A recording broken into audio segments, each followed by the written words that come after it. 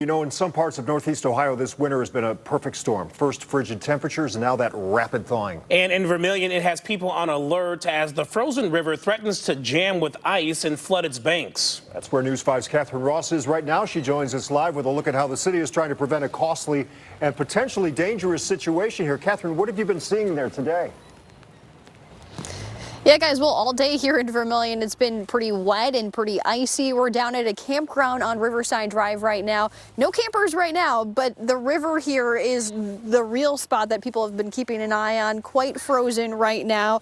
And they've been keeping an eye on it to make sure that it's nothing at risk for flooding. It's sometimes at this point this year, people have told us that this could be up to our waist in ice and water.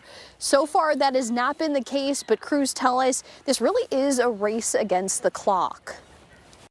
As winter's icy grip gives way to warmer weather, Bruce Wright's small crew is a first line of defense. So we're definitely racing against time right now. Since Thursday, Wright's construction company has been floating its excavators on barges and using brute force to break up the frozen Vermilion River. Yesterday we were getting stuff that was almost a foot thick out at the mouth. The rain's going to help it. The rain will actually erode it a little bit and soften it. Near the mouth, we can see the difference a day's work makes, but Wright says the rain is another hazard to race as it threatens to raise river levels. The worst possible scenario is heavy rains south of us here, which is just kind of starting.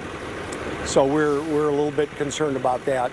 We were here around the same time 3 years ago when crews and neighbors were clearing out stacks of ice over roads and near houses. This is the ugly side. It's the time of year when first responders are paying close attention to the conditions. We just want to make sure that people are aware, and when it's time to leave, they should. Fire Chief Bill Brown says the wrong combination of rain and ice could force the department to issue an evacuation. If the river was high, if we expected a breakthrough with the ice and the flow to start moving, one of the issues we've had in the past is gas meters getting taken out by the ice. So far Friday, that has not been necessary, but upstream near Mill Hollow Park, the ice is still thawing. It's a location the city will watch for first signs of flooding. That's why the city has us do this.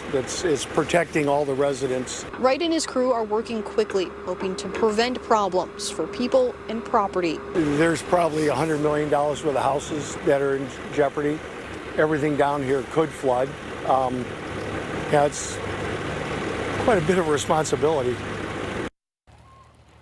And the city says monitoring the river here is an all-hands-on-deck job. They have neighbors, they have first responders and others just keeping an eye out for flooding and potential ice jams. Now, guys, there is one benefit to the conditions out here, and that's some hands-on training. The Vermilion Fire Department will be able to have an ice rescue training session this week and kind of take advantage of some of the conditions out here. For now, we're live in Vermilion. Catherine Ross, News 5. Catherine, take a couple steps away from the river, please.